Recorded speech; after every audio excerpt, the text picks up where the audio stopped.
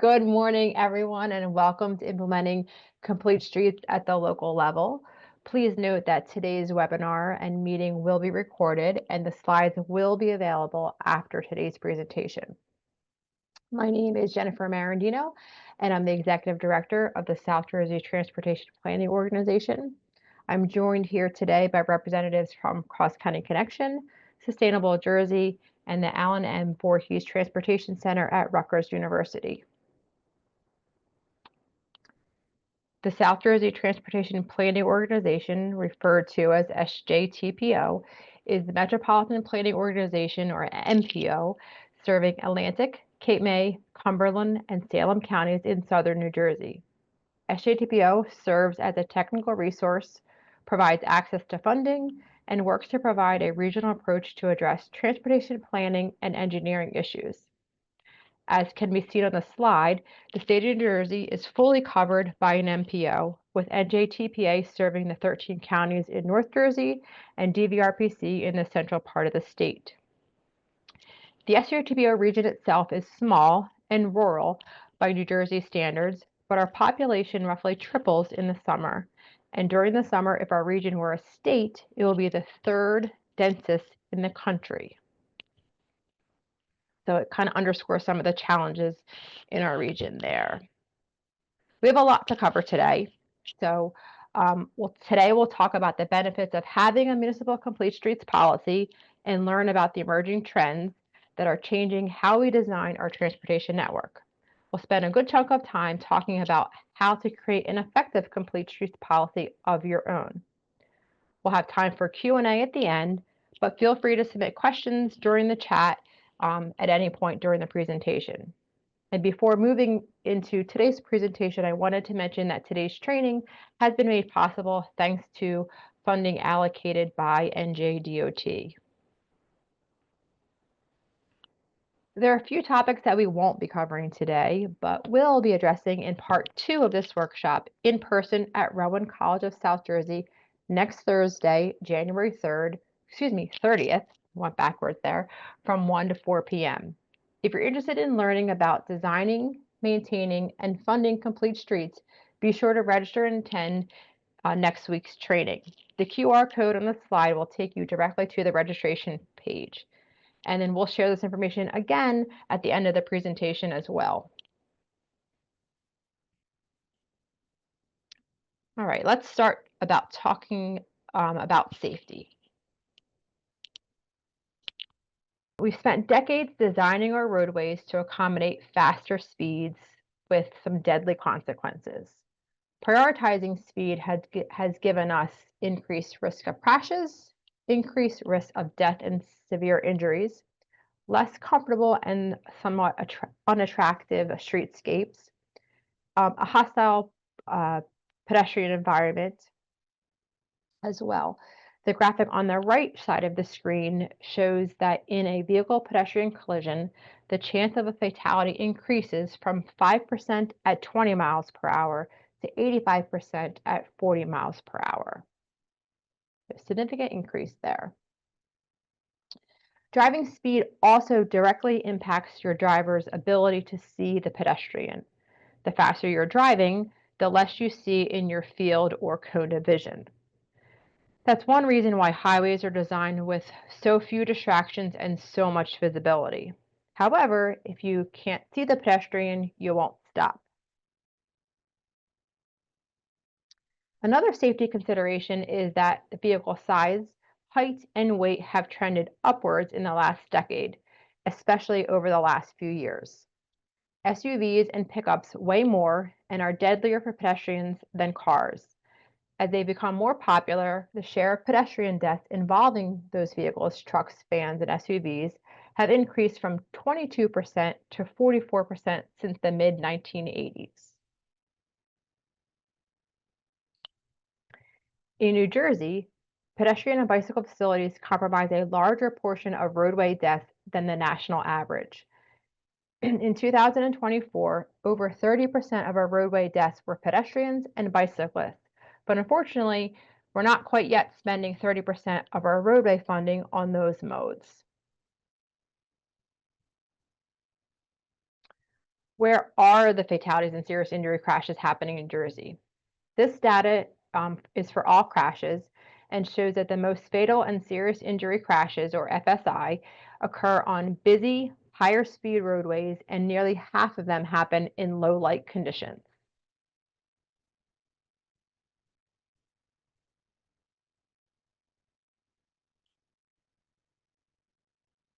When we look only at bicycle and pedestrian crashes, most of are happening at intersections, and nearly half happen on roads with 25-mile-per-hour speed limit. While just 29% of crashes occur in low light conditions, 59% of crashes involving fatal and serious injuries occur in the dark. So, who's most at risk? Looking at the national data, we find that seniors, low income, and foreign born residents experience risk, greater risk exposure than other groups. Older adults, Black, American Indian, Alaskan Native people, and those in low income communities have disproportionately higher pedestrian fatality rates. People in rural areas are struck and killed at the same rates compared to urban areas when controlling for population. In New Jersey, as income and vehicle ownership decreases, pedestrian crashes increase. 30% of fatalities occurred in lower income quintiles, and 30% of victims were from lower income quintiles versus 10% from higher income quintiles. In New Jersey, people over 65 make up 70% of the population, 17% of the population, but make up 27 of pedestrian fatalities. So a stark difference there. And though we're looking at data and trends, we're talking about people with families, friends, living in our communities, and essentially lost futures. Don't want to lose sight of that. I'm now going to pass it over to Leanne Von Hagen, Executive Director at Rutgers Voorhees Transportation Center. Okay, thank you, Jennifer. So I'm going to thank you for coming today. I'm going to talk a little bit about some of the efforts beyond Complete Streets, and really try and get to the question, how can we achieve zero deaths on our roads? So doing so involves implementing effective strategies and policies that prioritize safety for all users, including Complete Streets. Today's presentation will include information about adopting Complete and Green Streets policies and how Complete Streets are part of larger transportation and safety initiatives. The U.S. Department of Transportation is dedicated to dramatically reducing serious and fatal injuries on our roads.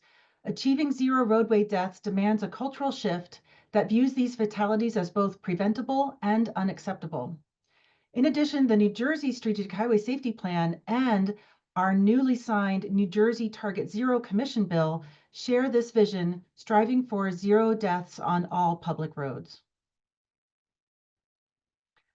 There are several recent developments in transportation safety initiatives, and they often include these three elements: zero death initiatives, the safe system approach, and Complete Streets along with Safe Routes to School. This diagram explains how these elements interconnect. So for zero death initiatives, it's a goal where no death or serious injury is acceptable on our roads. The FHWA Safe System approach provides a strategic framework and assessments that prioritizes the safety of all road users, especially vulnerable road users like pedestrians and bicyclists, aiming to eliminate fatalities and serious injuries. And Complete Streets and Safe Routes to School are both initiatives that offer practical methods to achieve zero deaths. Complete Streets policies focus on designing roads that accommodate all users safely, and Safe Routes to School implements programs that target safety for vulnerable road users like children. Complete Streets initiatives support the zero death goal by aligning with elements of the Safe System Approach framework, ensuring roads are safe and accessible for everyone. Let's compare our traditional approaches to road safety with some of our modern perspectives. Where we used to treat some level of traffic fatalities as inevitable, we now understand the importance of treating these deaths as not only preventable, but unacceptable. Where we used to insist that perfect human behavior was necessary for safe outcomes, we now understand the importance of not only acknowledging that humans have failings, but designing to mitigate for them. Where we used to focus blame on the victims as the causes of crashes, we now acknowledge the importance of taking a holistic view that requires people to think about the roadway environment in its entirety, from the design of our infrastructure to land use decisions of our governments. Instead of just asking, why did this person crash? The new approach examines, why was that person so seriously injured in the crash? The change in focus from collision reduction to injury prevention represents a significant shift from an engineering enforcement view to one that includes a public health perspective.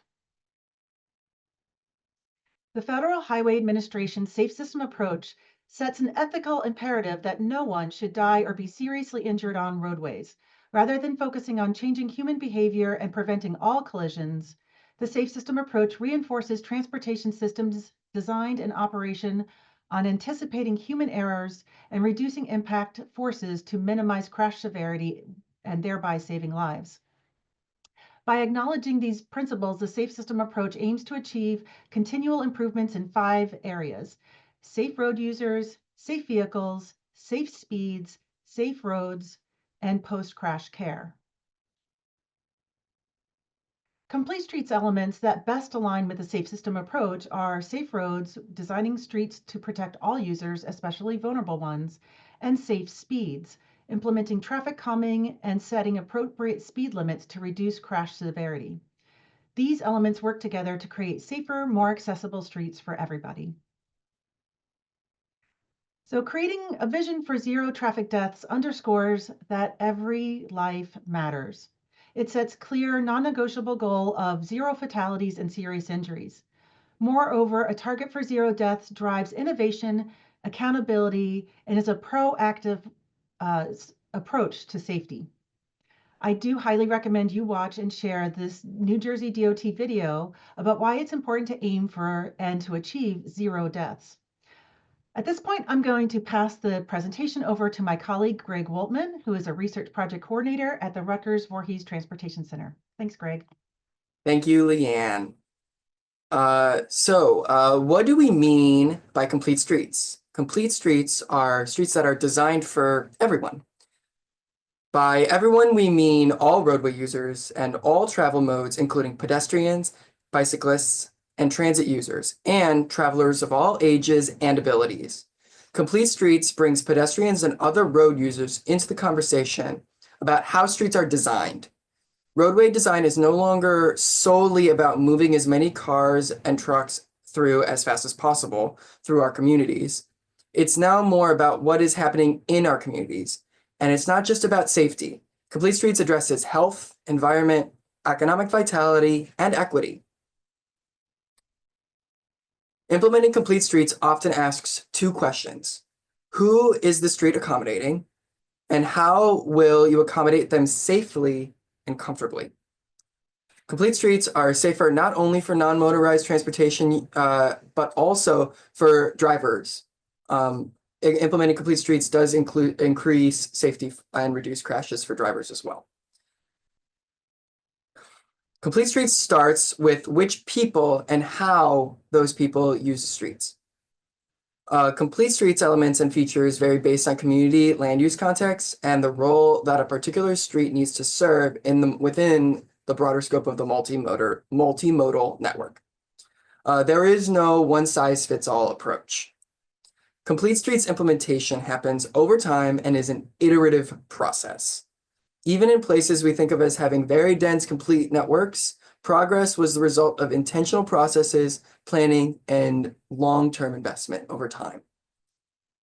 The status quo comes with high risk and high cost, which are generally unseen. Let's talk about the many benefits of developing complete and safe streets. The benefits of Complete Streets extend beyond safety, as I've said. Let's talk about how it can help with mobility, health benefits, environment, equity, economic vitality and sustainability, and transportation choice, mode choice, as it's also called. Okay, mobility, safety, equity. Many New Jersey residents are too young or elderly or are unable to drive due to a disability. 270,000 commuters in New Jersey do not have access to a car. Blind pedestrians waited 3 times longer to cross the street and made many more dangerous crosses than pedestrians without vision impairment. And by 2030, 20% of New Jersey residents will be seniors. Just a few things to consider. Regarding equity, pedestrian fatality rate for Latinos is over 60% higher than that of white residents, while the rate for African Americans is almost 75% higher. The pedestrian fatality rate for counties where more than 20% of households have incomes below the federal poverty level is 80% higher than the national average. In New Jersey, 14% of the population is over 65, with that set to grow in the next 5 years. Yet this age group accounts for 22% of all pedestrian fatalities already. Health. Complete streets can help to improve health outcomes. 25% of adults are not considered active enough, according to the Center for Disease Control, or the CDC. And additionally, every daily hour of driving leads to a 6% increase in the likelihood of someone being obese. However, residents are 65% more likely to walk when a sidewalk network is present and available. Complete streets can help make the environment healthier too. 42% of carbon emissions in New Jersey are from transportation. 50% of all trips in metro areas are 3 miles or less, and 21% of all metro trips are 1 mile or less. Yet 72% of trips under 1 mile are now made by car. Creating safe bike routes can help people reduce their carbon emissions when making local trips.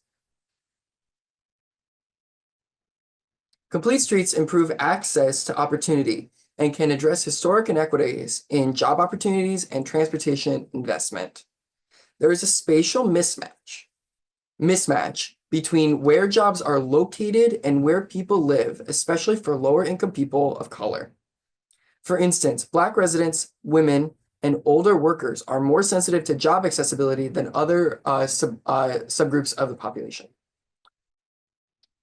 Complete streets are needed to provide safe first and last mile options, for example, from a bus stop on a highway to a distribution center nearby. Statewide, economic benefits. Statewide, active transportation related infrastructure, businesses and events contribute an estimated $497 million to the New Jersey economy in 2011, nearly 8 times the $63 million invested in infrastructure supporting several thousand jobs and generating millions in tax revenue.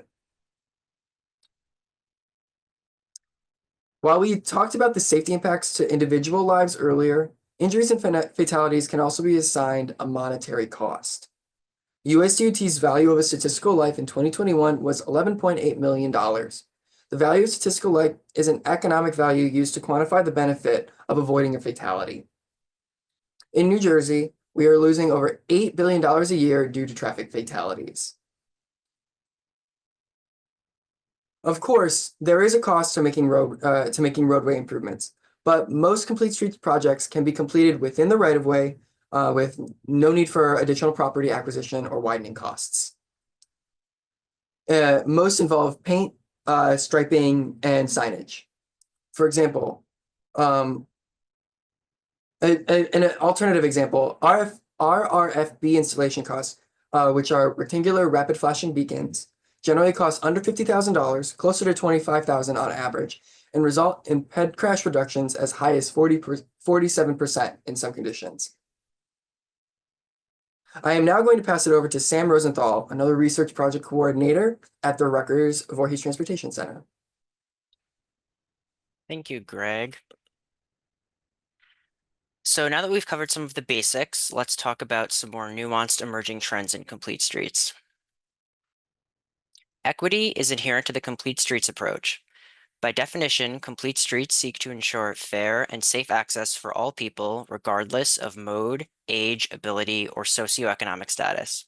Importantly, Disinvested areas typically experience higher safety risks, and by focusing on improving road user safety, the complete streets approach is well suited to addressing this equity disparity. Complete streets offer the perfect opportunity to incorporate stormwater management infrastructure into road design. This can help mitigate the impacts of climate change by reducing stormwater flooding and filtering out pollutants from runoff entering storm drains and sewers.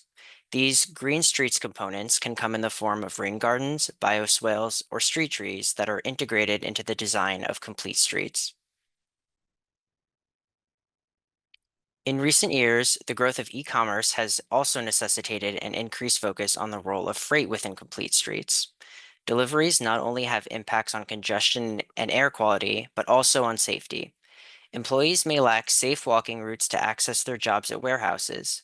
Delivery drivers may face safety challenges when making deliveries, and pedestrians and bicyclists may face safety risks from delivery vehicles obstructing sidewalks, bike lanes, and shoulders. Complete streets designed with freight in mind can address these myriad concerns. As I just mentioned, delivery drivers can face risky situations on the job. Often, drivers must park in a shoulder and cross the road to deliver packages, or may choose to do so because of the intense time pressure they are under. As we design and build complete streets, we have to remember that delivery drivers are pedestrians as well and need our protection. Another emerging topic is micromobility. Micromobility refers to compact electric and human-powered devices for short-distance travel. This includes e-bikes and e-scooters, as well as devices that are both privately owned or part of a shared-use service.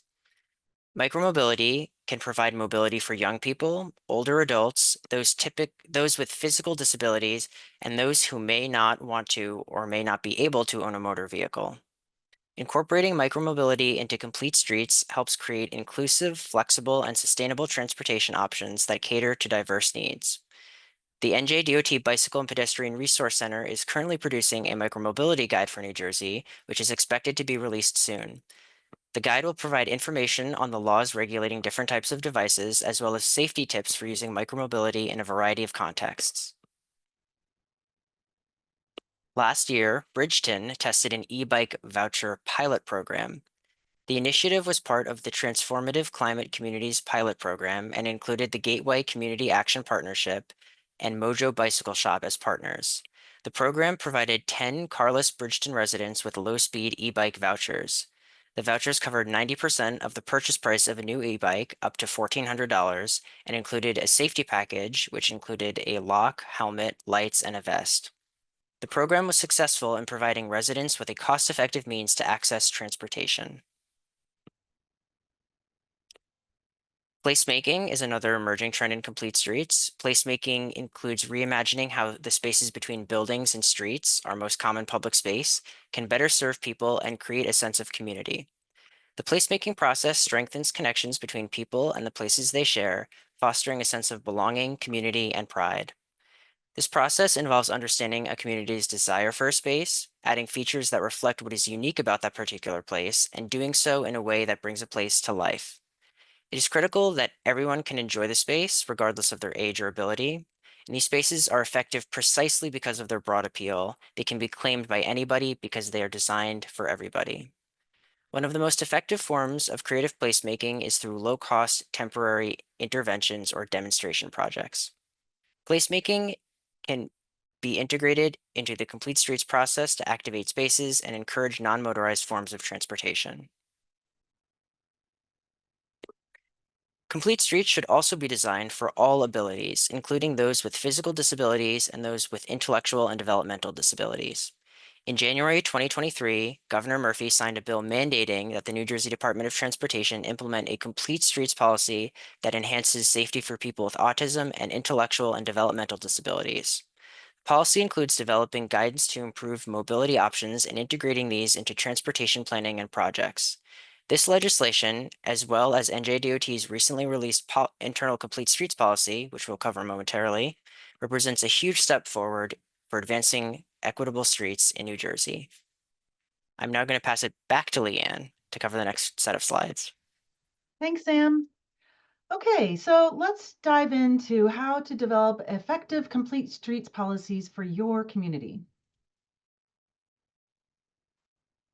So let's take a look at some of the essential elements of a complete streets policy. Things like including a vision, describing how and why the community wants to complete its streets, and mentioning the benefits that complete streets bring. Benefits that all users equitably, particularly vulnerable users and the most underserved, underinvested, and underserved communities. That it applies to all projects, new, retrofit, reconstruction, maintenance, and operations. That it sets clear and accountable procedures for exceptions, requiring a high-level written approval and public notice. Requires coordination between government departments and partner agencies. Directs the use of the latest and best design criteria, guidelines, and checklists. It sets a time frame for implementation. Considers the surrounding community's current and expected land use and transportation needs. Establishes performance standards that are specific, equitable, and available to the public. Provides criteria for prioritizing and implementing complete streets, and includes specific next steps for policy implementation. Top 10 things. I know that seemed like a lot, but we're going to go walk through it a little bit more. New Jersey has made significant strides in adopting complete streets policies. So as of today, we have 1 state policy, 8 county policies, and 181 municipal policies. These jurisdictions cover more than half of the state's population, and all of these policies, like I said, can be found on our website, njbikeped.org. In addition, in November 2024, the New Jersey Department of Transportation adopted a new statewide complete streets policy. The new policy requires that future roadway improvement projects include safe accommodations for all users, including people on bicycle, people walking, transit riders, mobility impaired, people diagnosed with autism spectrum disorder and intellectual and developmental disabilities, and more. This policy marks an important step forward in ensuring New Jersey's road network safely accommodate all who use it.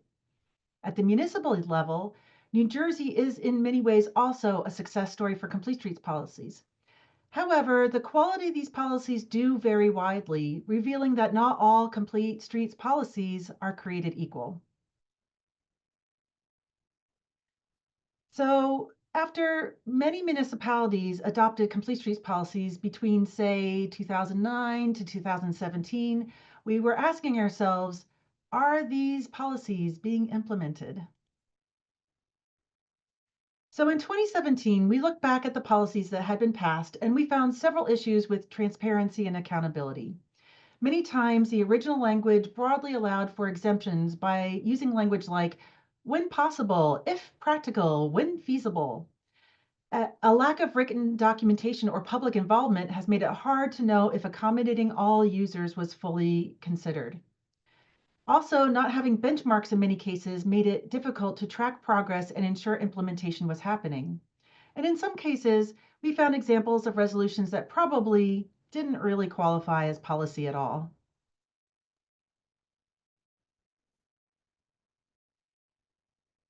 To address those challenges, the New Jersey Complete Streets Working Group, which is led by the Tri-State Transportation Campaign and AARP, which was established in 2012 to support municipalities in developing effective and consistent complete streets policies.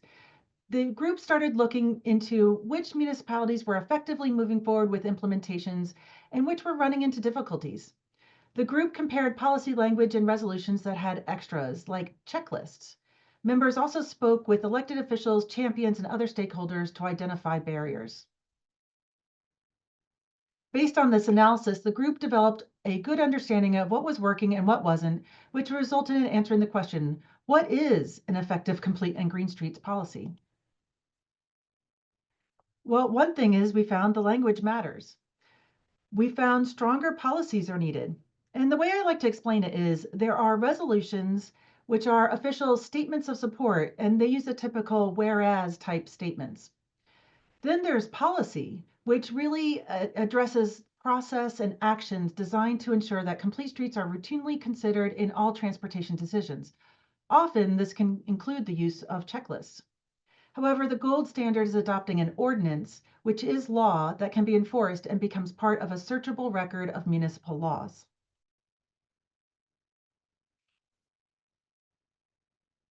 What resulted was a guide that provides model language for complete and green streets policies and propels New Jersey into the next decade of working to make our streets accessible for all. This guide gives model language for resolutions with policies that better address implementation and ways to adopt ordinances. Even more importantly, when the Complete Streets Working Group presented the draft model policy to New Jersey Department of Transportation, they embraced it as a model and crafted the full guide to help municipalities adopt effective policies. In addition, the group also saw the opportunity to not only enhance mobility and safety, but also contribute to resilient urban environments that better manage stormwater and improve quality of life. We also understood that the effective policies are not just adopted, but implemented systematically. This guide provides a customizable Microsoft Word version of the model policy resolution and checklist available on New Jersey DOT's website. The Word documentation gives you a fill-in-the-blank approach where you can customize and insert the information that best fits your municipality. So next, I'm going to go through some of the policy language highlights. So let's start with public health and safety. We work closely with our health partners to come up with some of this language. For example, in addressing public health, we added, whereas traffic crashes are preventable and the only acceptable number of traffic deaths for my town is 0. Let's talk about green streets. Here's our model language. Whereas complete streets that incorporate sustainable green streets design elements such as green stormwater infrastructure, traffic calming treatments, shade trees, and the use of recycled materials protect and create a healthier, natural, and social environment, improve air and water quality, and reduce localized flooding. Equity is another crucial topic in transportation. It's important to ensure fair treatment and resource distribution for all communities. We develop language around equity that focuses on low and moderate income areas. This ensures that our policies address long-standing disparities. This language is lifted from our governor's executive order on environmental justice communities, and we had a representation from the New Jersey Environmental Justice Alliance in our working group. So whereas low and moderate income areas, whether in rural, urban, or suburban communities, are typically the least safe for pedestrians and bicyclists, especially for children walking and bicycling to school, due to long-standing infrastructure disparities and higher concentrations of streets with faster moving and higher volume traffic. And whereas procedures should be implemented that ensure fair treatment, equitable funding, and resource distribution, and meaningful involvement in all communities, in all phases from selection, planning, and design to construction and long-term maintenance. Okay, that's just a brief walkthrough some of the model policy language, but we do get this question a lot. How do I make sure the policy is implemented? To ensure accountability, we recommend establishing a Complete Streets Advisory Body or designating an existing committee oversight to address complete streets. This advisory committee will provide ongoing feedback and help comply with municipal policies. We include a recommended broad group of stakeholders that include community members representing persons with disabilities, seniors, youth organizations, and persons representing overburdened communities, including low-income minorities and limited English proficiency. Another way to incorporate accountability and transparency is to ensure consistency with and include complete streets in the master plan and elements. We also list many benchmarks for evaluating progress, and benchmarks can include mileage of new bicycle and pedestrian infrastructure, number of new street trees, number of green street practices, and number and location and causes of collisions, injuries, and fatalities by each mode of transportation. Finally, many of our towns adopt complete streets checklists based on checklists used at our State Department of Transportation. We enhanced the current model checklist to include green streets, equity considerations, and we created a new checklist for maintenance.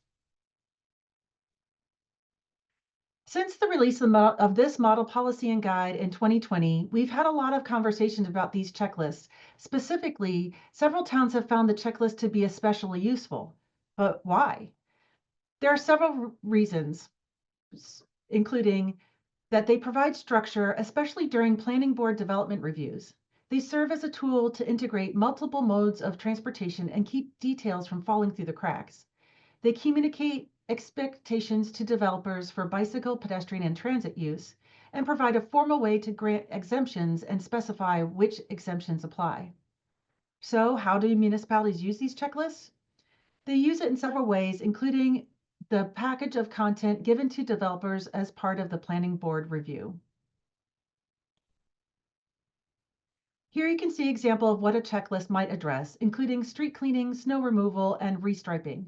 This is an example from the Complete and Green Streets from All model policy and guide. We've also had conversations about community advisory committees.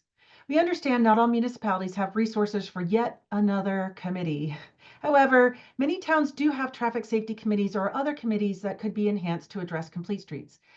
The following procedures can be established as duties of an advisory committee.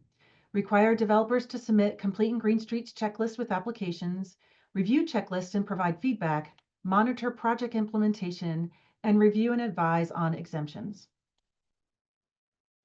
They can also conduct an audit of municipal policies, plans, and programs for alignment with complete and green streets policy and prioritization updates, set benchmarks and track progress with regular reports, update ordinances and review procedures to support policy implementation, and to help pursue grant opportunities to support complete and green streets initiatives. One example of a community that has successfully implemented complete streets checklists is Eatontown, New Jersey. After originally adopting a complete streets policy in 2014, Eatontown updated their policy to include checklists that must be signed off on by project managers. Checklists address all aspects of engineering projects, including concept development, preliminary engineering, construction, and maintenance. Eatontown was the first New Jersey municipality to adopt this model policy by ordinance, and the checklists have helped ensure that no project overlooks complete streets concepts. Okay, next we'll discuss an important aspects of developing an equitable complete streets policy and talk about what we mean by priority communities. The term priority communities refers to categories of underserved and adversely impacted populations. The definition of priority communities provided in the Complete and Green Streets model policy includes minority concentrations, low-income concentrations, other indicators of disadvantage such as persons with limited English proficiency, elderly populations, and children, persons with disability, including those with intellectual or developmental disabilities. You may be wondering, where are the priority communities in my town? New Jersey Department of Environmental Protection has a great tool to identify overburdened communities with their environmental justice mapping tool. This tool identifies where at least 35% of the households qualify as low-income households, at least 40% of the residents identify as minority, or at least 40% of the households have limited English proficiency. The USDOT also has mapping that identifies historically disadvantaged communities that you might want to refer to if you're pursuing federal funding. Another useful resource that I like to use quite a bit is the New Jersey Adapt tool, which is a suite of online tools designed to provide data to planners, decision makers, practitioners, and others addressing climate change in New Jersey. Presently, the New Jersey Adapt contains 8 mapping tools. I want to take a look at just one of the tools, New Jersey Flood Mapper. So this may look a little complicated, but what I encourage you to do is go to the NJ Adapt website, click on something like Flood Mapper, and then start looking through all the layers that you can click on and click off when you zoom into your community location. But especially what I like to show in the New Jersey Adapt tool is the social vulnerability data, which includes New Jersey DEP's overburdened communities, Center for Disease Control, Social Vulnerability Index, a type of data called ALICE, which stands for Asset Limited Income Constrained Employed, or often otherwise termed as the working poor, point in time homeless counts, and many other information that will help you identify better where are folks that are in need and where they live in your community. So I encourage you to go to this website and check it out. And now I'd like to turn it back over to Sam Rosenthal. Thanks, Leanne. Now let's spend some time talking about engagement as part of developing a complete streets policy. So too often we focus on our technical assessment of existing conditions and deficiencies before truly engaging the community. We sometimes go directly to solutions, add a bike lane, widen the road, replace the bridge, fix the pavement, when that may really only be part of the picture. Yes, we definitely need to replace that deficient bridge, no question, but it may also be an opportunity to add a full sidewalk and crosswalk or to implement a road diet. We need to combine the technical with the personal, as both are essential to getting it right. We have learned from experience that it can be very beneficial to listen to stakeholders, not just talk at them with PowerPoint slides, data, maps, or charts. Residents often know things that we don't about a study area or that don't show up in our data sets, and we can develop better projects by listening first and then designing.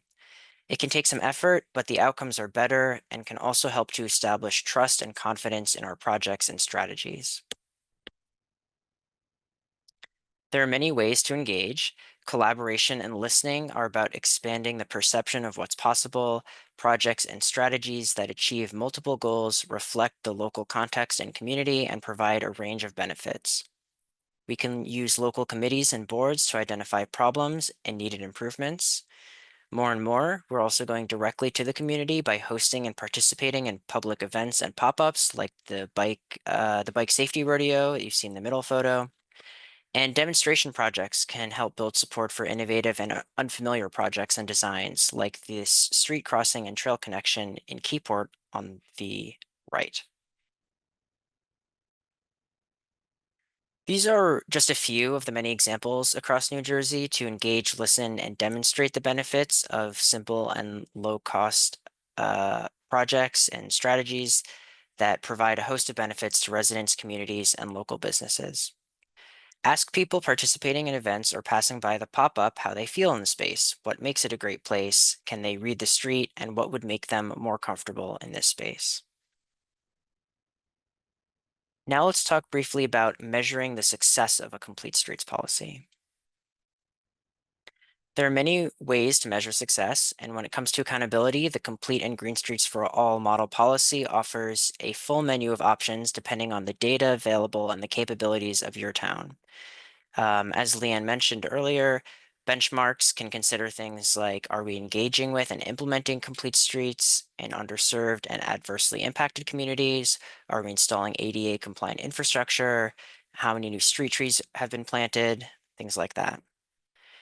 Something important to note is that some of these benchmarks are already collected by the metropolitan planning organizations in the state or other agencies, and a lot of this data is often available online. In addition to implementing a complete streets policy, there are also opportunities to address the needs of all road users through local plans and ordinances. Road safety plans, master plans, and zoning ordinances all present opportunities to develop low-cost, complete streets projects and planning strategies. These planning efforts help establish the need and rationale for action, and they work hand in hand with complete streets policy adoption to advance safety, mobility, and equity. We'll talk about each of these in a little bit more detail. For the first few, I will hand it over to Jennifer.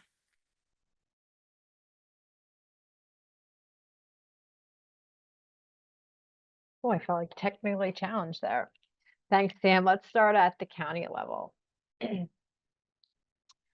I'm super excited to share that working with a consultant team, SJTPO funded the development of 4 separate countywide local road safety plans. Individual plans were created for Atlantic, Cape May, Cumberland, and Salem counties.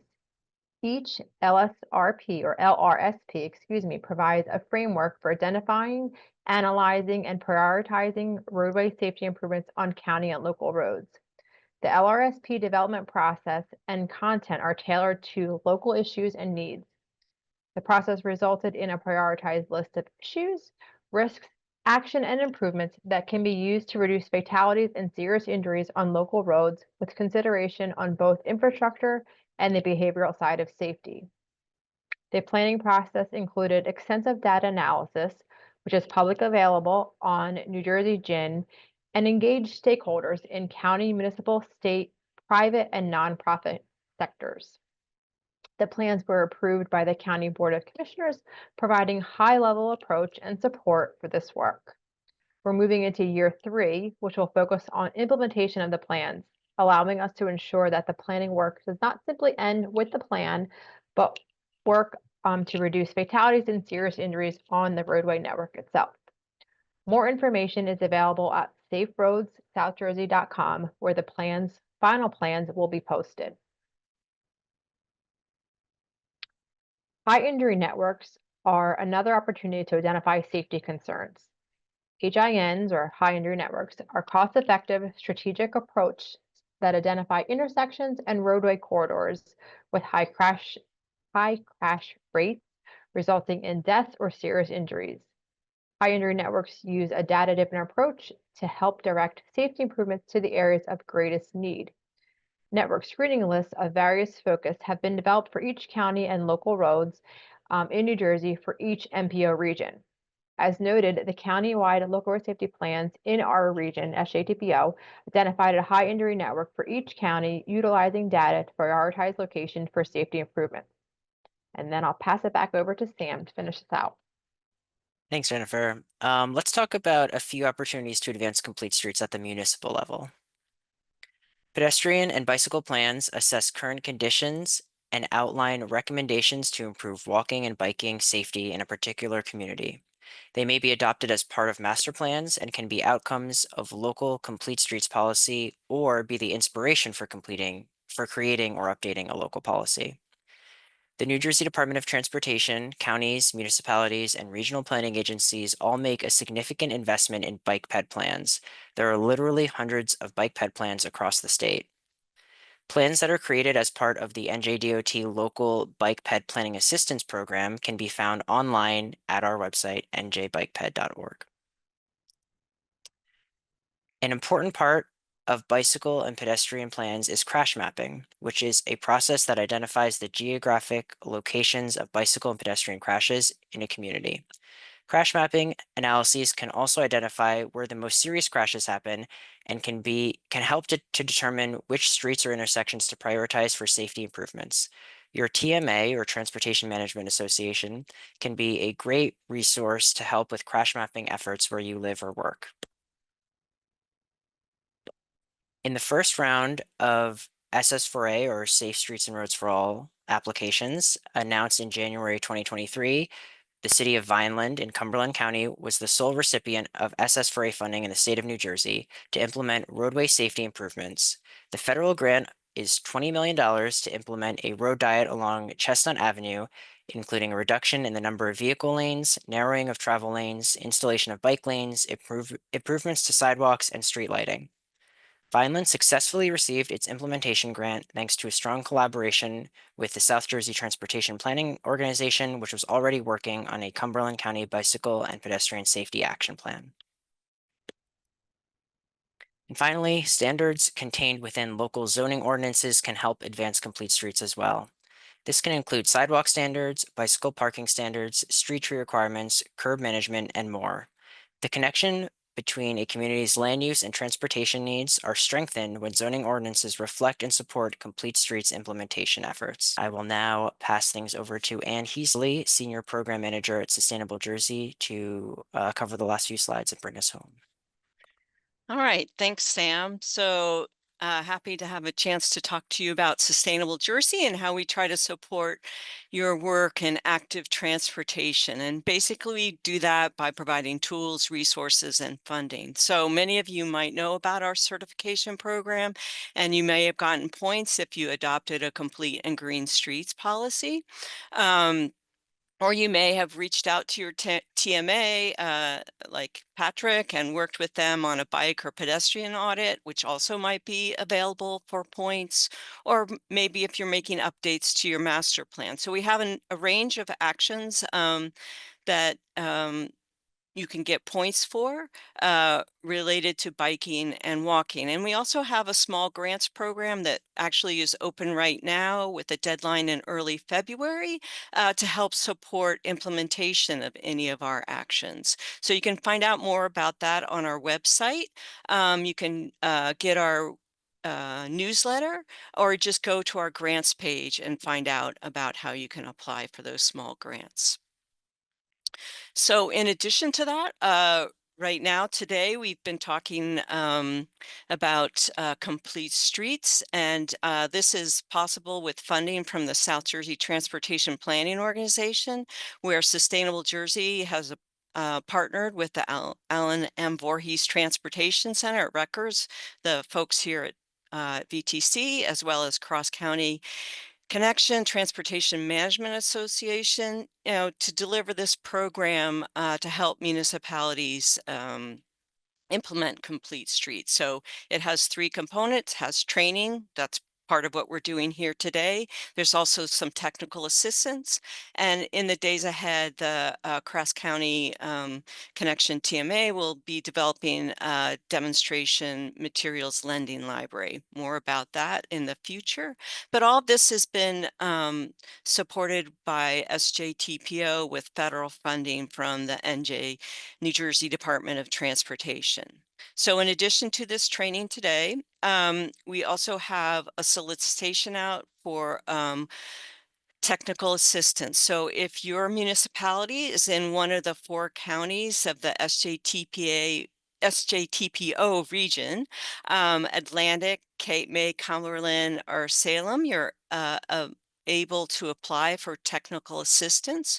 We're providing 3 different types of technical assistance. You can apply for help in a bicycle network plan, or you can apply for Complete Streets Community Workshop, which is a walk audit, or you can ask for assistance in developing a complete and green streets for all. So we can provide guidance on that. So those are the 3 types of technical assistance we're offering. The deadline to apply for that, if you're in the SJTPO region, is February 28th. You can find out more about that on the Sustainable Jersey website, and also you'll find on that, in addition to the application, you'll find a webinar that we recorded in December that gives you a lot of details about what's a good project to apply for, what kind of information do you need to apply, and really just good information if you're interested in this program. I do want to mention that the North Jersey Transportation Planning Authority, as well as the Delaware Valley Regional Planning Commission, the 2 other MPOs that we talked about early on, they also have similar programs to support complete streets. So definitely look at their websites for information about those opportunities. So rounding the corner to the end here, today was a great session on complete streets policies. But if you want to do a deep dive and meet in person and talk about design, funding, and implementation of complete streets, next week we have a free workshop for 3 hours in the afternoon, January 30th from 1 to 4. And we'll be meeting at the Rowan University Cumberland County campus. Please use the link to register. We still have room.